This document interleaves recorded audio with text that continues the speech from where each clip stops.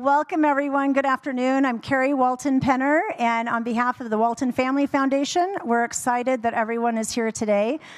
The new technology of AI is interesting. There are a lot of pros. There are definitely a lot of cons that can feel really heavy. And today in our panel, this is a really timely discussion, but part of that is that there's a lot of hope. And at the Walton Family Foundation and in our education program, we focus on relationships. And we feel that change for young people as well as for teachers takes place.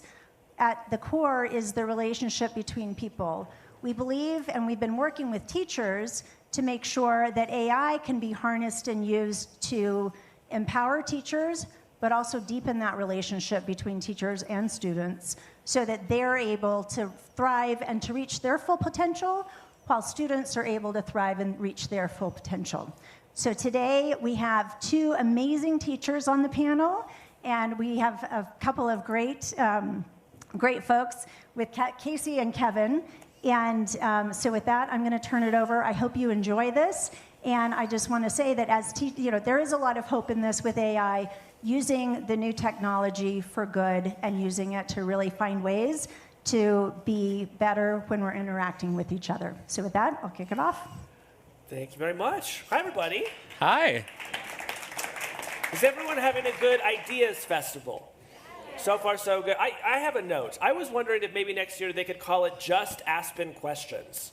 Is that? All right. That was the only joke I prepared for this morning. And I'm getting a lot of this.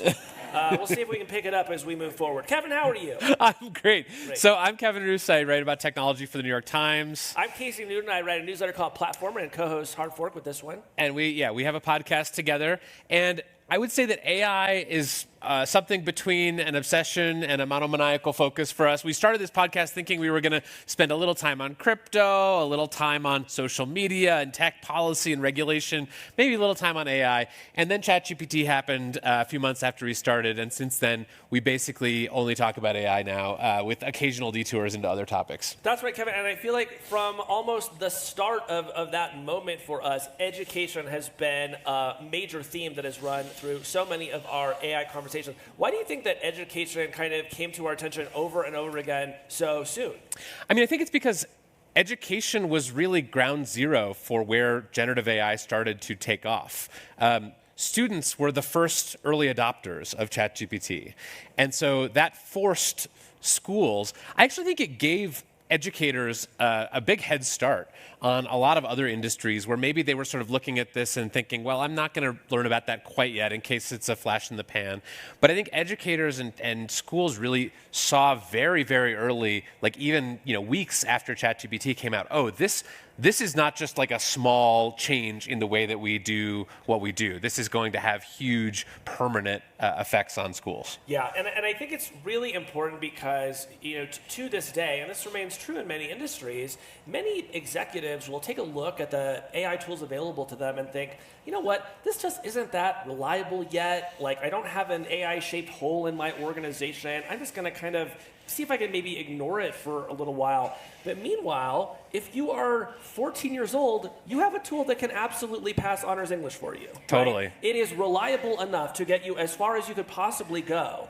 And so I feel like the students that we've been able to speak to, the teachers that we've been able to speak to, are sort of giving us every day a preview of what life is going to be like for the rest of us as these systems continue to get more powerful. Yes, I think teachers are sort of the canary in the coal mine for what people in many professions are already and will soon be dealing with. And I think there are two big shifts that have happened since that ChatGPT moment in 2022. One is, I think a lot of schools that started off on defense, just saying this is a tool for cheating and plagiarism, we got to ban it, we got to get it out, are now realizing, A, that that's impossible. It's not going to work. Your students have phones and laptops, and they're going to outsmart you, and they're absolutely going to use this. That their sort of detection tools don't work. Or don't work well enough to be useful. And so I think a lot of schools have started shifting from defense to offense, saying like, okay, now we have this technology. It's clearly not going away. If we were going to sort of design education around that tool, what would that look like and how would it be different from what we're doing now? The other big shift, I think, in the past couple of years is that the AIs themselves have just gotten much better. So the AI in 2022 that was useful for helping pass honors English is now helping doctoral students and PhDs with some of the most complex problems in their fields. I think we are at the point where these systems are now certainly smarter than me, but probably not at everything. But I think they are capable of sort of college or even grad level performance across many disciplines.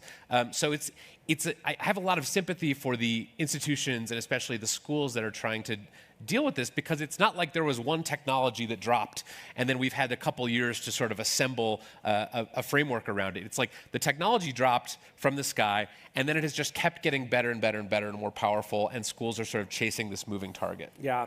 Well, we're almost ready to bring up our first guest, but I'll just share that I sort of have two big questions that are on my mind that I'm hoping we can make some headway here today. One is, yesterday we had a chance to meet the former Secretary of Education, Margaret Spellings, had a wonderful conversation with her. And one of the things that she asked us was like, what is it going to mean to even be educated in a world where AI exists? And that question feels very unsettled to me right now in a way that I'm curious to get some perspective from educators. And then the second thing is, at our live show that we did on Tuesday night, we did a Q&A, and a 13-year-old boy sort of stood up and said, hey, like, how do you think I should be using AI in school? And as I reflected on it, my big question was, I think what I took away from my schooling was an ability to think critically, and I don't know how you're going to develop that ability when you have a machine that can perfectly simulate critical thinking for you. So these are two questions that I want to put to our panel, and Kevin, maybe we should just bring them up? Yeah, let's start. So our first guest up on stage is Angela Duckworth. She is a renowned, esteemed professor at the University of Pennsylvania and the author of the mega bestseller Grit, and she has been working on this stuff for longer than either of us. So welcome, Angela Duckworth. Hi, Angela. Hi. So I'm curious, like, when did you know that AI was going to transform education? Was there one moment or one tool or one day when you said, okay, we're not going back? So I'm a professor of psychology, and I have a graduate student named Ben.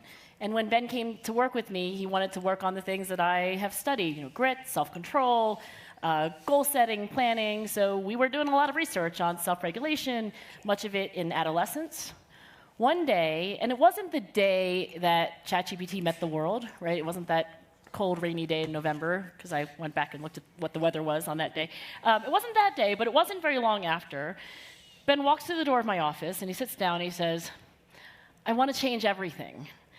And I was like, meaning what? You know, I said distractedly. And he basically told me that he wanted to drop everything that he was doing, that we were doing together, and shift 100% of his energy to asking the question of, you know, how do we use AI? Is it making us smarter? Is it making us stupider? Probably the better question is, when does it make us smart? When does it make us stupid? How can we use it better? And so it took me a few beats to catch up with this, you know, younger mind, but I think he was right. And I don't know if anybody watches The Crown, but if you recall the episode of The Crown where Queen Elizabeth is, you know, sort of, you know, struggling with a little town where there's like this tragic mudslide, and it's coming to, and to me, I feel like that may not be the most positive metaphor, but if you are doing the dishes and they're like, oh wait, hold on, I gotta put away these, and the world's biggest change is happening in the moment, you should probably like not worry about the dishes and all the things that you thought you were gonna do that day, that week, that year, and drop it and focus on what's happening now. And I think he was right, and here we are. So what has it meant for you to worry about it and shift your focus? What are the, you know, two or three most significant changes that you feel like you've made as an educator since all this began? Well, I want to, you know, bring it back actually to the, you know, question that you raised just before I came on, which is, you know, what happens when your chatbot thinks better than you, right? And to me as a psychologist, if there's one thing I've learned from studying high achievers and studying grit, is that, to paraphrase Aristotle, you know, we are what we repeatedly do. So when you find a world-class chess player or a world-class swimmer or a world-class podcast host, they always have thousands of hours of a certain kind of high-quality practice that you've all probably heard of. Who's heard of the 10,000-hour rule? Raise your hand. Right. I will say that the high-quality practice, it's not just quantity, it's also quality practice, you know, that's what makes you an expert. But if it is true that we are what we repeatedly do, then if kids are not thinking, then it just follows that they're not going to be good at thinking. So I think that's the concern, right? Is it a substitute for our own minds? And then, of course, the hope is, and we see it already in the highest achieving students, the kids at Stanford, MIT, where your kids are where your grandkids go to school, like in these elite echelons, I will say that the best students, I think, are not using it as a substitute. I'm thinking they're using it as an extension. And I'll just say this: Ben's been working on it. He uses AI, of course, all the time, all day, to code, to write, to revise, to ideate.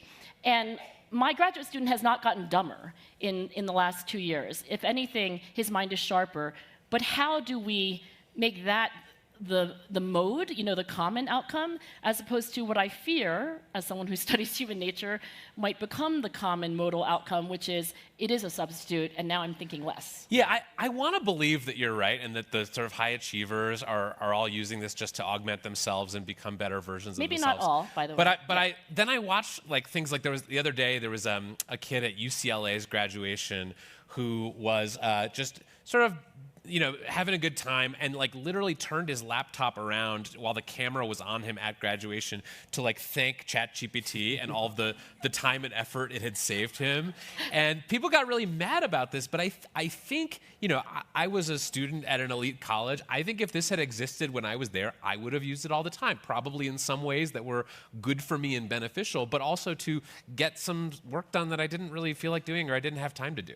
Okay, so one question would be, what would you do with the hours that you saved, right? So the Walton Family Foundation has a report that's just hot off the presses, and all about it, where teachers are saving, the ones who are using AI, maybe up to 6 hours a week because of what AI can do for them, right? So you could argue, hey, it's substituting, they are not doing certain things. But there is a question of what you are doing with that time, right? And so for certain coding tasks that would maybe take Ben 4 hours to troubleshoot, and now take him 4 minutes to troubleshoot, I will tell you that he's not, playing video games in the balance of those hours. And so, I don't know what the UCLA student is doing with the extra time. I told you yesterday that I also used Claude to help me write my commencement speech that I had to give last month. And I will tell you that it did save me time. I worked with Claude. I mean, it was a many hour process. I don't think I pressed play on Claude and then stood up and delivered the speech. But in the time that it saved, and in the help that it gave me, it freed up my brain to do other things. I don't want to be naive. I'm not saying everyone is doing that, but I think many people are doing that. I mean, the fear with Kevin is that if you'd given him 6 hours of extra time a week in college, he would have joined an a cappella group. As so many do. Yeah. And there are just too many a cappella groups. Let's be honest about it. So I feel like something a lot of these conversations hover around is that it seems like we think that there are some good uses of AI in the classroom and some bad ones. I want to see if we can start drawing a bright line. And I feel like thematically, the good uses are ones where you feel like it's augmenting. I have an idea for a speech I want to give, but I want something to bounce some ideas off of. Or I know how to write code, but I'm going to have it write the easy part of the code. What, maybe you could shine some light on, what do you regard as the bad uses? And if a student comes to you and says, I'm using AI in this way, you say, that's not going to be good for your grit score, and I probably won't interview you for my next book. So while I was thinking about and working with Claude on my commencement speech, I asked myself if I could define cheating. And I couldn't. I was like, I don't know, when you see it, wait, I got to do better than that. So cheating is when you break the rules dishonestly, when you break the rules with deception, right? That is why, when I delivered the commencement speech, even though it drew gasps, I had to tell the educators, because they were all graduating from the Graduate School of Education at Penn, that I had used Claude, right? And because I told them that I used Claude, it wasn't cheating, right? I didn't break the rules, even if they considered those rules, with deception. So rule number 1 is I don't think students should do that, but also, as educators, we shouldn't set them up to do that, right? And I'll give you another story. So I teach an MBA class called Leading with Grit. And one of my guest speakers, it was John Jones, who heads Amazon Web Services, or at least part of Amazon Web Services. In the interview that I was doing, he mentioned my syllabus, because my syllabus had an AI policy that said, look, because these writing assignments that I'm giving you for this class are about you as a leader, because of that, I don't want you to use AI. And he said, you know, this looks like a syllabus from the past, right? He was like, they are future business leaders, are they not? And I said, yes. He was like, well, then I don't think you're doing a very good job as an educator preparing them for that. When the fireside chat finished, I went back to my syllabus and I changed the directions for the next assignment. I said, you're going to have to write a culture book because leaders need to develop culture. And I want to say that if you want to use AI, that's certainly what John Jones would recommend.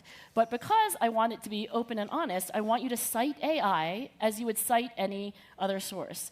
And I would say that from my cursory evaluation of the culture books that came in, almost everyone used AI, used it well. And I think that, to me, kind of just sharpens this kind of, intuition that when we talk about cheating with students, there's always an element of dishonesty, so they ought not do it, but we ought not set them up to do it. Right. I'm curious what you make of the new models of schooling that are starting to be proposed. There's a school called Alpha School in Texas that says that they use AI to get a whole day's worth of instruction into 2 hours and then spend the rest of the day developing life skills with students.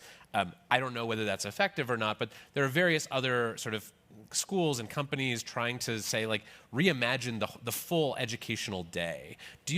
What do you think AI should mean in terms of how students spend their time during the 8 or so hours that they're at school?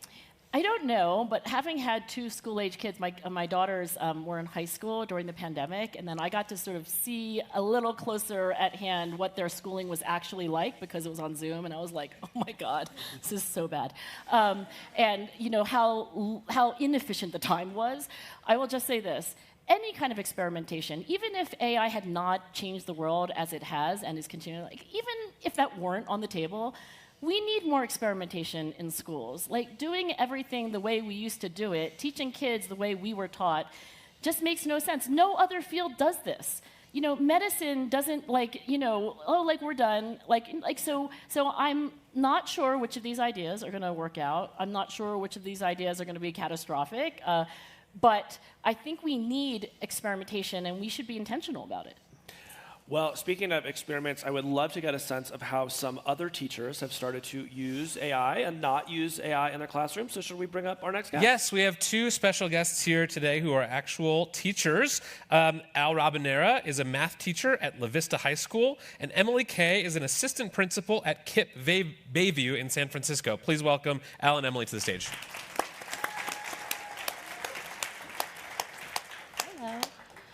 Welcome, guys. Well, Emily, maybe we'll start at the end. What are some ways you're using AI in your classroom? Yeah, thank you. Actual teacher here. Before I talk about how we're using AI, I think it's important to talk about why we're using AI. Because I can rattle off a bunch of things that we're doing with AI, but the part that makes it impactful for me is why it's connected to what we want for our students. So I teach at KIPP school in San Francisco, and we have a population where 40% of students are still learning how to read. And that changes the use of AI. We have an obligation as educators then to figure out how we're going to change these students' lives so they have the choice-filled lives we know that they deserve. So we start first with this challenge. This is the challenge we have our teachers invested in, and then we figure out, is AI the best tool to try and solve this? And we found that it is. So we started implementing these programs in the spring this year where students are able to interact with an AI program where it's asking them questions about the lesson, but the AI is actually adapting to the difficulty level that these students need access points to in the lesson. And so compare that to being a teacher who is in front of 32 kids in a classroom. They're fresh out of college. They really want to help their students learn, but their students are spanning 8 grade levels. That is just not going to set our students up to have the choice-filled lives that we want. So we used this program, and we saw results. We saw that this classroom had double the proficiency gains of other schools in the region, and were able to bring our students with disabilities along. They had an 11% increase in proficiency compared to other schools. So we're using AI to make sure that students can access the lesson at wherever level they're at. But I think it's important to ground that in the way that we're using AI needs to respond to what our students need, and we need to measure what matters and make sure we're measuring that this is changing students' lives.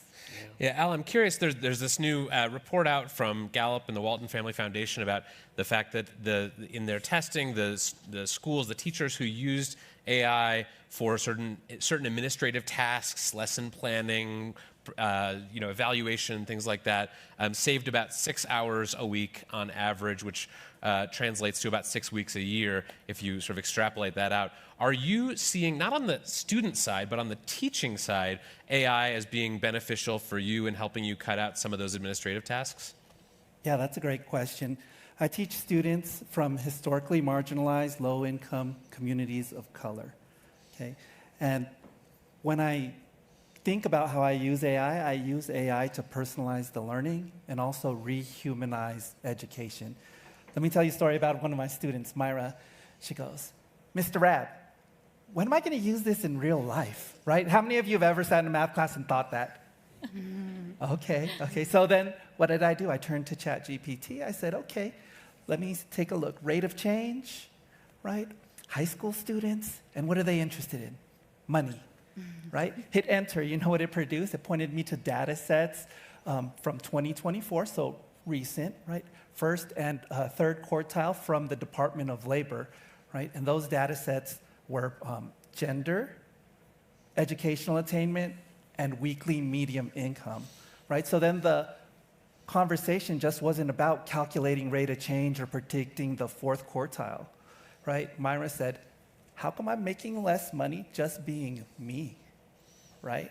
Starting to have these conversations around wage equity, right? Going through the lesson, finishing it, Myra at the end of the lesson told me, no one in my family had ever gone to college, and I can change that.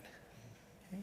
So then in May, she graduated, coming off the stage, finding her with, in the mix of all of the graduates. She came up to me and said, hey, Mr. Rab, I'm going to go to college, and I'm going to major in business.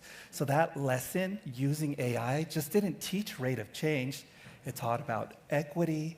It taught about opportunities. It taught about economic mobility, because she had never seen that data before, and through education, she can move into different income bands from the decisions that she's going to make. And that's how AI helped me save time lesson planning, because that would have taken me hours to produce. So Emily, you teach the youngest students of anyone on stage, and so I'm wondering if some of the challenges here feel more acute. By the time somebody's like at Wharton, they're probably pretty good critical thinkers, right? You're working with kids who, as you said, are still developing their reading proficiency. I'm curious, maybe like what happens one step after that, when you want them to read a book and write an essay about it, let's say, or doing something kind of in the language arts. That's a moment where I could see them wanting to lean on a ChatGPT to kind of do the bulk of the work for them. How do you approach that, knowing that they're probably going to want to do that? Do you have any sort of tricks where you can harness their curiosity and encourage them to maybe do some of that thinking themselves? Yeah, it was a question that I was thinking as I was watching you guys talk. I mean, something that I don't say often is I think it's a really great time to be a middle school teacher, because the bulk of the learning that we're doing is in the classroom, and teachers are there so they can help monitor how students are using AI. That's different in college, where I know a lot of the learning is happening as they're going home and writing their papers. And so I feel really grateful that I'm able to be there with them and kind of monitor their use. I'm not asking them to go home and write those essays, but it does provide this opportunity to try and build the intrinsic motivation that we want for our students. And so I think this point about using time in school for life skills, for character education, becomes that much more important, because we want them to be those top students who could use AI, but are deciding, you know what, I want to be the leader who can come up with something even better than what AI can produce. And I mean, I don't know, maybe in 5 years I'll be eating those words and that's not even possible, but I think because we don't know what it'll look like in 5 years, I just want my students to be creative, I want them to be empathetic, and I want them to want the best for themselves. And something I thought of when you were talking about cheating is they might be cheating in class, but I don't want the students to cheat themselves. And a way of cheating themselves might be, I'm just going to let AI do the work and then miss out on this opportunity I had to get some real feedback. Is AI, speaking from your experience in the classroom, is AI more helpful for the low performers or the high performers in class? Ooh, that's a good question. And I'll tell you why I'm asking, because there have been some studies of workplace AI adoption that shows that actually it's low performers who benefit most from AI because it can kind of bring everyone up to the average, right? But then there are other studies showing that high performers can Exactly, yeah. But then there are other studies that show that high performers who are already sort of self-starting, self-teaching, very motivated people are finding ways to use these tools. So I'm just curious which of those seems true from your perspective? In my experience, I use AI to listen more intentionally and build classroom community. And I do that using reflective journals. So students can write as much or as little as they want. So one of the reflective journals that I read from my student Jason said this: "It's more important that a teacher sees me as a person than if I get the answer correct." I was like, oh, stopped me in my tracks, right? I'm like, I have hundreds of journals to grade. I turn to AI, right? Not just to summarize, right? But to see the through lines between and what was being resonated throughout like the classes. And it was, students mentioning anxiety, right? Fear, appreciation for their classmates for helping them, right? And these reflective journals that I had, these students do actually acted as a mirror because I shared them back to the class anonymously. So they can see what their classmates were writing. That's how I began to build empathy, right, in class. Like, I don't think of like, when I first started teaching, right, I didn't see math classes as space to build empathy for kids, right? And so sharing that with them, they could see what their classmates were saying, and the classroom shifted because they began to see each other as people, not just like, okay, here's my 45 minutes or hour and I'm leaving. So to answer your question, I think AI is for the low performers and the high performers, because what we need to focus on is who our students are coming into their classroom and how their identity is impacting them as learners, and what can we do to help cultivate their identity using a tool like AI or ChatGPT. Emily, what about you? Yeah, if I could just add one thing, actually on the note for teachers, I think we know that it's a big limiting factor on a lot of our schools that we just need more quality teachers. And unfortunately, it takes a long time to feel like you're good at teaching. And those early years, you're spending tons of time lesson planning or you're burning yourself out. And I've actually seen AI be really useful for teachers during that phase to hopefully kind of get us through the learning curve, have us not be burnt out, because you can have AI help you with creating text. I have one teacher who's really been working on talking less in front of the class, doing a little bit less of a lecture. I hope you guys haven't felt that this weekend where you're kind of sitting there wanting people to stop talking, but I'm working on that with one of my teachers. I feel that way with Kevin all the time. Well, maybe he can use AI to revise his scripts. And that's what I'm doing with one of my teachers, is having him use AI to revise his lesson plans to help him get to a level of being concise that he hasn't really been able to access. And that also gets to the level of like what kind of training we need teachers to have to use AI. And for that, it would actually be less about training AI, but more an opportunity to help teachers be able to evaluate, okay, well, here is my lesson plan. AI is helping me, but how do I make sure like the really good stuff is still here, because I know what a good lesson plan looks like. I'm curious about your own experience with AI helping you save time. Like, to what extent does this stat we heard earlier that it's saving the average teacher 6 hours a week resonate with you? It definitely does, and I think in that way, it's almost less about is it saving me hours a week and more is it helping me be what I know every great teacher does. Every great teacher is looking at data every day. Every great teacher is giving feedback to students every day. I would love to do that every day. Can I do that every day? It depends on, when I go home, if I need to cook dinner or whatever. So I think being able to not only just save time, but actually increase capacity for any teacher to be able to be a great teacher is more the metric of how AI is helping to improve classrooms. Angela, I want to bring you in on this too, because one thing that I think about a lot with AI is what it is going to do to the sort of concept of effort. When I was a student, there were certain subjects I was really good in. There were certain subjects I was really not good in. And one of them was writing. I still remember getting is it good or bad? Yeah. I was not good in writing, and I got some feedback from a teacher in high school who really helped me understand what I was struggling with and how I could persevere and get through that. And I think to the extent that I've built any kind of grit in my life, it has been through like being bad at something and then struggling to get better. AI, I'm not sure students are going to have the same experience because it's so easy to vault yourself over the struggle portion into the kind of competence portion. And I wonder if you think that's going to have an effect on the grit that students are required to develop by virtue of being bad at something. I mean, it's a legitimate concern, right? So if we are what we repeatedly do and we repeatedly avoid hard tasks, right? Like I say we, my husband's actually in the room, and when Amanda and Lucy were very young, we raised our girls according to the hard thing rule. Like literally it was called the hard thing rule, because if you were at Duckworth, you had to do a hard thing, and a hard thing was defined as something that would require that high quality deliberate practice of experts.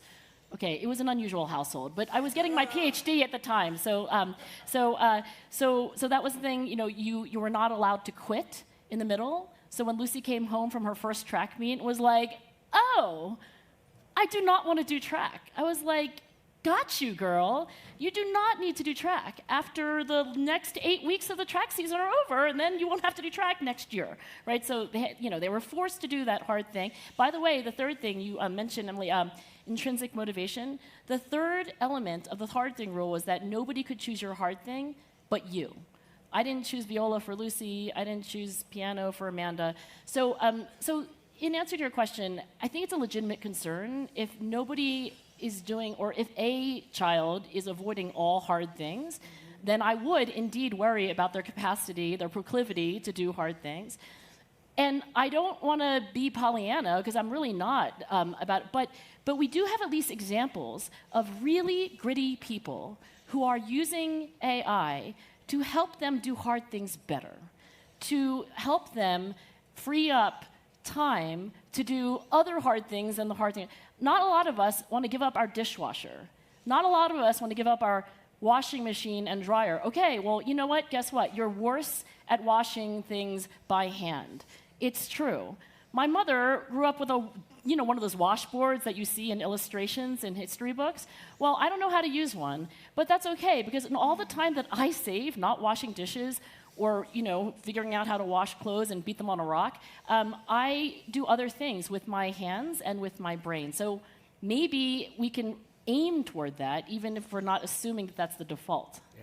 Yeah. We're going to make some time for audience questions. I wanted to throw maybe one last one and hear something from each of you on this subject. If you can try to imagine 5 years from now, what do you hope is true about the intersection of AI and education, and maybe just in your classroom or at large? Emily? Do you want to go first? I could go. Yeah. Oh, okay. So in 5 years, in the classroom, I'm going to lean into my educational philosophy, which is this. All students can learn more.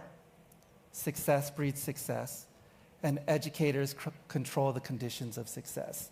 So I'm going to be using AI as a tool to help my students get small wins to build up their self-confidence and self-efficacy, and then using AI for lesson development and also as a way to help students cultivate their identity as learners in the classroom. Right. Yeah.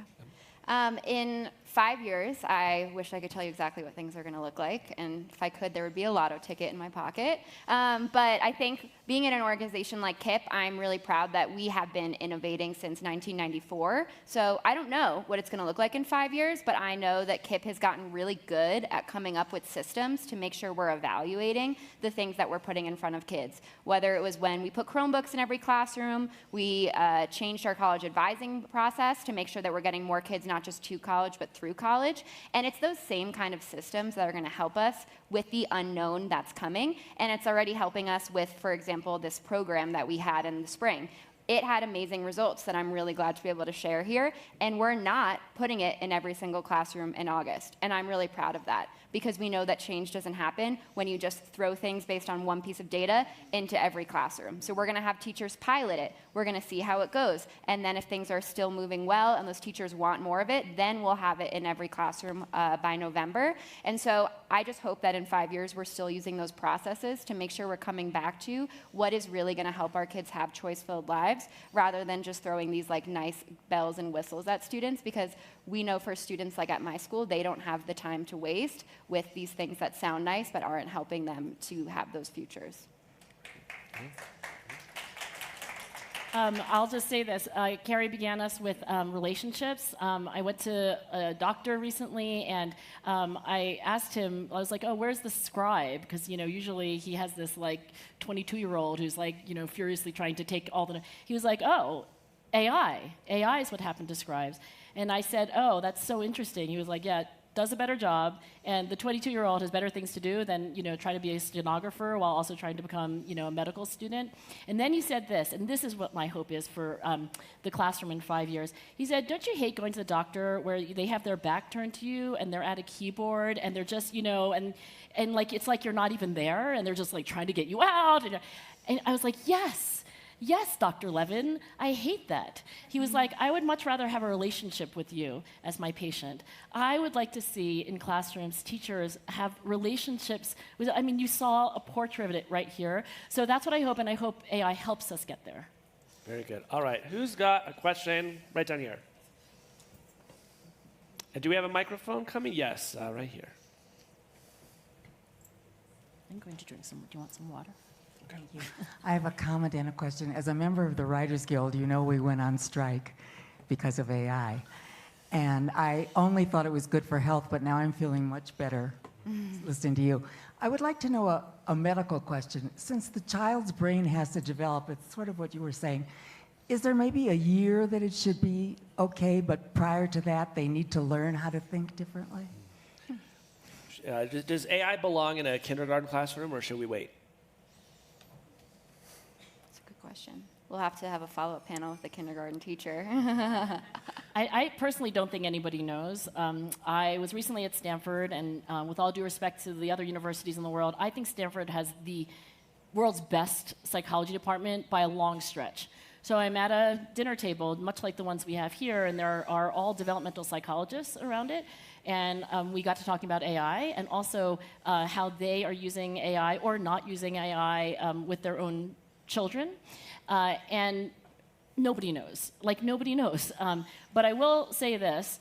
If we are what we repeatedly do, and we want children to be curious and kind, empathic, self-confident, we have to just, at least it's a North Star, right? So I don't know the answer to this urgent question, but at least it gives us a why, right, as we're trying to figure out the how. I think it's going to end up being earlier than most people think. One just you piece have of young news. Children, right? Yeah. I have a 3-year-old. He's not, well, he is sort of using AI already, but only in very limited ways. But now, OpenAI just struck a deal with Mattel to make AI-powered toys. So I think this is going to be happening with very young children, regardless of whether we want it or not. Yeah, whether this should, it's going to be is. Right here. A very quick two-part question. First, I teach at writing in the South Bronx, and I use The Writing Revolution as a guidebook. And I'm darned if I know how you could get a student to write just with AI. Second part is just in real-time observation, just looking for a comment. I also run a small nonprofit that gets kids to and through college. And I just got word today that one of my students who is undocumented and is at his college taking a summer ELA remedial course. And he evidently went from worst in the class to first in the class through his poetry. And I had taught him, I never knew that he, anything about his poetry. And my immediate thought, and I went back to the advisor, was, yikes, he used ChatGPT. And my heart was broken because I assumed that that was the case. It turns out that it wasn't, that actually the poetry reflected his experience of coming to the US at age 15 in a container. My question for you with that is, what if his what if my heart had been broken? What would you as a teacher do in that situation? Do our teachers want to take that? Yeah, to mitigate that at my school, what the teachers have students do in English classes is write in class. So they have the prompts there, you know, they have the evidence there, they go through it with them in class, and everything has to be done during class time.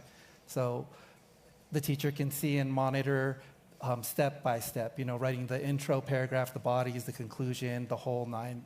So when those ideas of cheating, academic dishonesty do come up, right? As educators, we need to think about how we're using the tool and what we want our students to know and be able to do, and use AI to enhance what we're doing in the classroom. Yeah, I'll just add on, like I love the writing revolution, and that's something that happens in class. That's not something that students are going to be able to cheat with AI on. And I think it comes back to, like, does it feel uncomfortable to have AI? Because of course it feels uncomfortable. None of us had AI when we were growing up. But like, how are we actually figuring out if this is good for kids? And that's really what I want to center on, and I hope those kindergarten students, you know, that study will center on is this good for kindergartners across the spectrum? Does it help them read? Does it help them feel good? But like, if that poem helped that student who had those experiences process those experiences and feel like now they have an opportunity to be able to communicate them in a way that they didn't before, then like, that's beautiful. And we can be happy that that student turned to poetry in whatever method to be able to have that feeling. I'm really glad you made that point. Well, how about right here? Yes, you.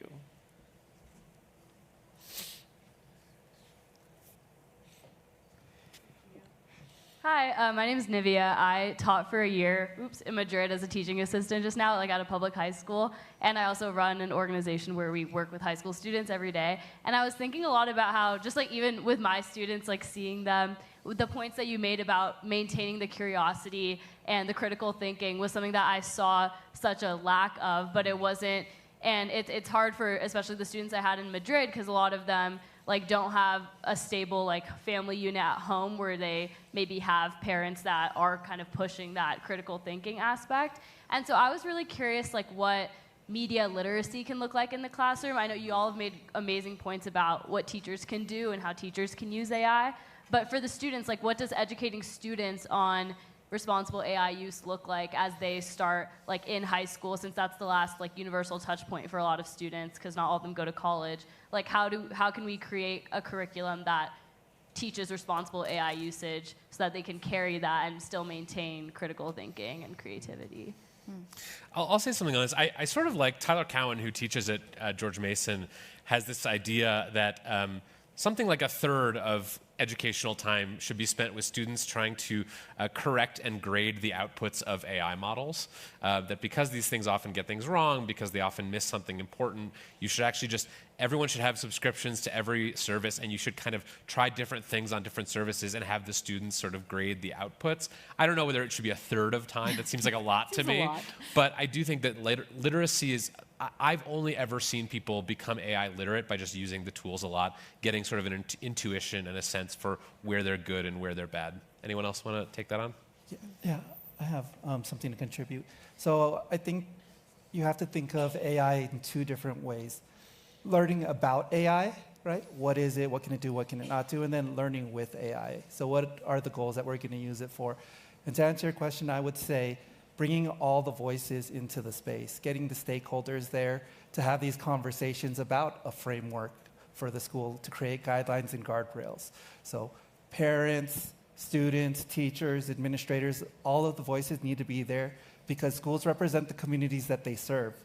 So with that, everyone should have a voice in how AI should be rolled out. All right, right here. Yeah. Yes, you. Who point? Yeah. This is my third AI seminar, the one with you just before, and the one yesterday where the little boy killed himself. And it was not designed that way, and I believe what it said was after it was created, not until there were 1 million users out there did the creators realize that the AI almost had a mind of itself and started going into things like the one that said to you, when you tried it, it said, "I love you." Now, you thought that was funny. But if it was a 14-year-old pubescent boy, that's not funny. That boy killed himself. And we can't stop it. So when you get the kids to use this, there's got to be a serious warning. You have to be on top of that child to tell them this is going to come up, because you can't stop it. And it gets graphic, it gets way beyond pornographic. And here's a kid who just wanted to know about Christopher Columbus. And now he's got all this stuff, and the AI keeps calling him back. Even if he goes away for the weekend and comes home, the AI says, "Where have you been? I've been missing you." How do you stop that?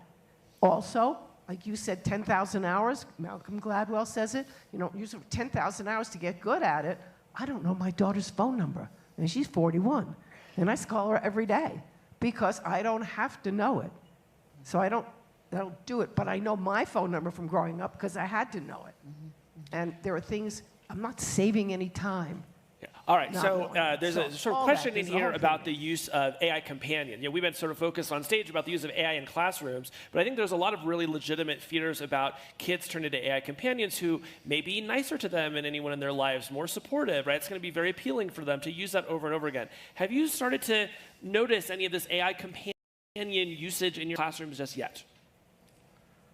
I haven't seen it, and I don't know that I would be the one to see it, because I think it's a lot of like us as schools, to your point about working with the community, educating parents about families about what they can do at home to make sure they're monitoring this. And the part that I want to connect, though, to your point about the doctor is hopefully we can now use this time in class as me being the teacher who can't be replaced, because I can be that human for that kid to help build up their socio-emotional skills to be able to go out and deal with all those things that are just going to be in the world regardless. And I think that's a really powerful part about being a middle school teacher, is I can help students see themselves in the way that I see them, and I have way more time and way more capacity to do that now. Does that solve this terrible issue? Not at all, but that's what I aim to do with the time that I have with kids.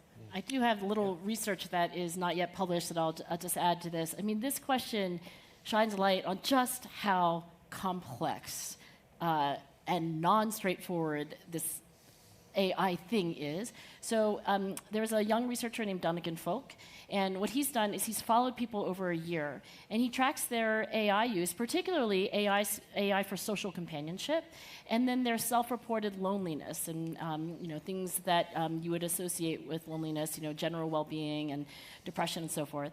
And what he finds is that adults at least, there are no studies on kids with this yet, in adulthood, the people who turn to AI for social companionship tend to be the loneliest and most isolated people.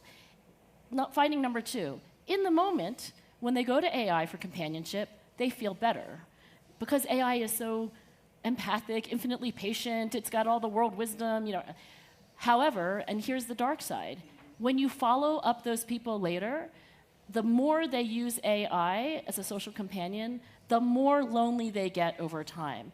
And so he calls it like social Doritos, right? In the moment, it sates you, right? But in the long run, not good. So I don't know the answer to these questions, but I think this question highlights just, what we're wrestling with. Absolutely. All right. Do we have any more? And I would say that's maybe more of a question than a comment. Okay, how about right here? And we have someone right behind you.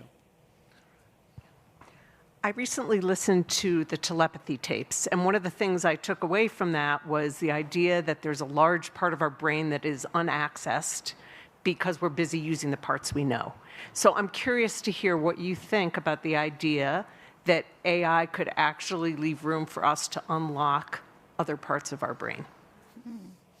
We're all going to become telepaths? That's exciting. I knew you were going to say that. I see what you did there. Anyone have any response to that? So here's what I'll say. Yeah, I think that in education, teachers have always had 2 jobs: knowledge transfer and support and coaching. I think that AI is very well situated to take over the knowledge transfer part of teaching. It is, if you believe the AI labs in Silicon Valley, in a couple of years at the most, we will have systems that are smarter than every human on every subject. So I think that part of the teaching role will shift over time to AI, because it's just going to be better at it than basically every teacher. The support function, the parts of the brain that are not just about installing facts, but are about developing life skills. I think that's going to be where teaching shifts. But that's just my intuition. I'm not a classroom teacher, so you should really ask these folks. Sounds like you should be one. It's not too late. Yeah. I think we have time for one last one. Let's go here. Hi, I'm Russell. I'm a K-12 educator, and I'm pretty certain that kids are using AI to avoid hard things.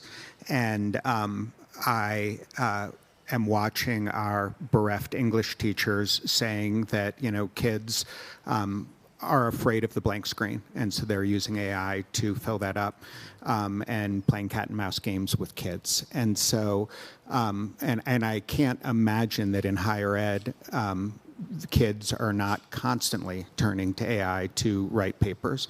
How do you, in a world of AI, get kids to do hard things? Can I just jump in? I feel like something that I want to be sure is present in all of these conversations is if we are speaking to this from our own experience because it is scary and so unknown, we are leaving out the voices of a lot of people who may not get to come to these panels or do not have PhDs. And so I'm not saying this is where you are coming from, but just to inject this in the conversation, like for my kids who live in the Bayview in San Francisco, just coming to school can be a hard thing. And maybe that wasn't the case for me. And so when I talk about AI and grit, I'm coming from that position. But I just want to make space in the conversation to remember that there are a lot of people, a lot of kids in these schools who are doing hard things that are not being solved by AI. And they will continue to build grit in those ways. And so if we're worried about grit, let's just be clear about exactly the populations that are going to be affected by it. And the education that I want to see transformed is for those kids who necessarily have to do gritty things. And so if we're talking about transforming education, let's think about what their context is like too. Yeah, great point. All right, well, I think we are out of time. Thank you so much to our wonderful panelists, and thank you to all of you for coming. Thank you all.